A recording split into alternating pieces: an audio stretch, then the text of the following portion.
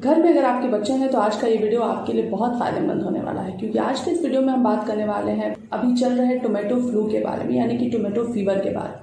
इससे रिलेटेड सारी इन्फॉर्मेशन आज के इस वीडियो में आपको मिलने वाली है, तो वीडियो पूरा जरूर देखिएगा। सही जानकारी से न केवल आप अपने बच्चे का ख्याल रख सकते हैं, आप अलर्ट रहते हैं हर सिम्टम्स को लेकर और सही समय पर इस तरीके से आप पहुंच सकते हैं डॉक्टर के पास, और सही समय पर दिया गया उचित इलाज आपके बच्चे को जल्दी रिकवर करा सकता है इस तकलीफदेह इन्फेक्शन से। तो आज के इस वीडियो में जानकारी लेंगे कि ये टोमेटो फ्लू है क्या, लक्षण क्या है और इससे बचाव के तरीके क्या हैं। इन्फॉर्मेशन को दूसरों के साथ शेयर भी कीजिएगा। मुझे अप्रिशिएट करने के लिए वीडियो को लाइक जरूर कीजिएगा और चैनल को सब्सक्राइब जरूर कीजिएगा। इसी तरीके की यूजफुल इन्फॉर्मेशन को पाने के लिए बेल आइकन को भी हिट कर दीजिएगा, ताकि जैसे ही वीडियोस अपलोड हुआ करें नोटिफिकेशन आप तक पहुंच जाया करें। तो चलिए आगे बढ़ते हैं। टोमेटो फ्लू कहिए या टोमेटो फीवर कहिए, ये बिल्कुल भी मत समझिए कि टमाटर से इसका कहीं कोई कनेक्शन है।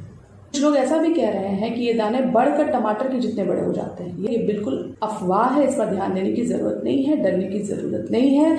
नॉर्मल मेडिकल भाषा में हम इसे hand foot and mouth disease कहते हैं, जो बहुत कॉमनली बच्चों में देखा जाने वाला एक वायरल इन्फेक्शन है। घबराएं बिल्कुल भी नहीं, सबसे पहले तो आपको यही कहना चाहूंगी।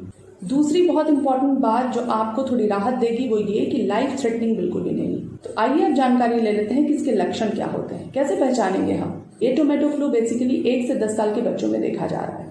केसेस इसके 100 का आंकड़ा छू चुके हैं और सेंटर ने भी एडवाइजरी जारी कर दी है। तो अब आपको इसके बारे में पूरी जानकारी होनी बहुत ज़रूरी है। तो फ्लू जैसे सिम्टम्स होते हैं, फ्लू के सिम्टम्स कैसे होते हैं इस पर डिटेल में मैंने बात की हुई है। उस वीडियो का लिंक आपको डिस्क्रिप्शन में दे दूंगी, जाकर आप देख सकते हैं। उस वीडियो में जितने भी फ्लू के सिम्टम्स मैंने बताए हैं वो सिम्टम्स आपको दिखेंगे। बुखार बहुत कॉमन है, हाई फीवर हो सकता है, 100, 101, 103 तक फीवर जाता है। और इसके साथ साथ एक जो बहुत इंपॉर्टेंट सिम्टम है वो है ब्लिस्टर्स, यानी कि इरप्शंस, जिसे हम कहते हैं दाने निकल आना। और ये दाने फ्लूइड भरे हुए होते हैं, पस भरे हुए होते हैं। अब ये दाने निकलते कहाँ हैं, सोर्स कहाँ अपीयर होंगे, तो आपको ध्यान देना है कि ये जो सोर्स होते हैं वो हैंड के पाम में, यानी कि हथेली में नज़र आएंगे, सोल में नज़र आएंगे, पाँव के सोल में नज़र आएंगे, माउथ में यानी कि मुंह में, आपको लिप्स पर, टंग पर, गम्स में और थ्रोट में इस तरीके के दाने दिखाई देंगे। इसके साथ साथ बटक्स में, नी में, एल्बोज़ में ये दाने निकल सकते हैं। दाने कम या ज़्यादा हो सकते हैं, पेनफुल होते हैं और थैंकफुली 1 सप्ताह से ज़्यादा रहते नहीं हैं। और बहुत इंपॉर्टेंट जो इसका लक्षण है, जो इसे नॉर्मल फ्लू से अलग कर देता है, वो है ब्लिस्टर्स, यानी कि दाने। ये दाने टमाटर के बीज के जैसे छोटे छोटे लाल रंग के होते हैं, इसी वजह से इसे टोमेटो फ्लू कहा जाता है। तो नॉर्मली तेज बुखार आने के बाद इस तरीके के दाने, इस तरीके के ब्लिस्टर्स, इरप्शंस बच्चों के बॉडी पर नजर आने लगते हैं। तो आपको इस सिम्टम पर ध्यान रखना है। हाई फीवर के साथ साथ ये दाने दिखना, स्टमक अपसेट होना, वोमिटिंग होना, कोल्ड एंड कफ रहना, इस तरीके के कुछ आम से सिम्टम होते हैं जो इस दौरान देखने के लिए मिलते हैं। वो सारे सिम्टम्स भी नजर आएंगे जो मैंने अभी आपको बताए।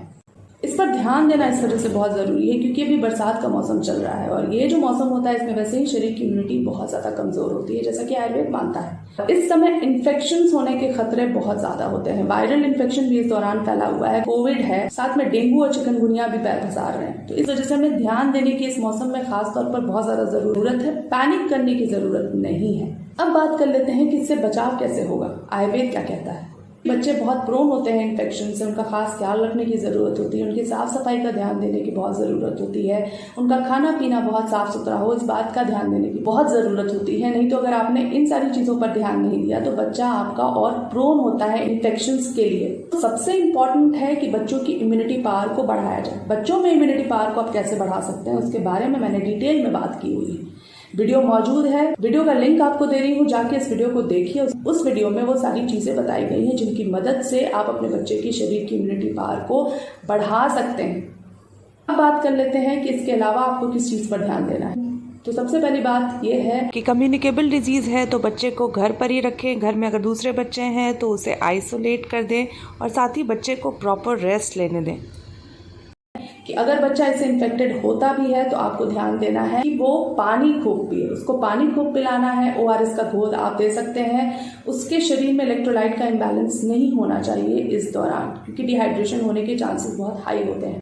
रीज़न होता है मुंह के छालों की वजह से होने वाला insufficient food and water intake, जिसकी वजह से डिहाइड्रेशन के चांसेस बढ़ते हैं। अगर आप जहाँ रहते हैं आपके रिहायशी इलाके में गंदगी बहुत ज़्यादा है, कचरे का ढेर लगा रहता है, पानी इकट्ठा होता है, तो इस इन्फेक्शन के होने के चांसेस बच्चों में बढ़ जाते हैं। दूषित भोजन, दूषित पानी, गंदी जगह, ये वो कंडीशंस होते हैं जो फेवरेबल होते हैं इस इन्फेक्शन के फैलने के लिए।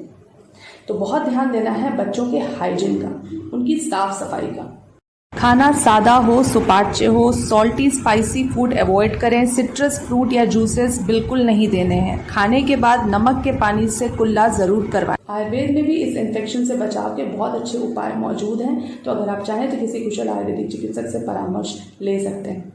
सर्दी जुकाम अगर है तो उसके लिए दवाइयाँ देनी होगी, बुखार अगर है तो उसके लिए दवाइयाँ देनी होगी, पेट खराब है तो उसके लिए दवाइयाँ देनी होगी, और इस सबकी दवाइयाँ आयुर्वेद में भी बहुत अच्छी मौजूद हैं। बेसिकली सिम्टम स्पेसिफिक ट्रीटमेंट होता है, यानी कि सिम्टोमेटिक ट्रीटमेंट होता है। जैसा सिम्टम होगा उसको कम करने के लिए हम ट्रीटमेंट देते हैं। और आयुर्वेद का एक प्लस पॉइंट यह है कि आयुर्वेद की सारी दवाइयाँ शरीर में इम्यूनिटी को भी बढ़ाने का काम करती हैं।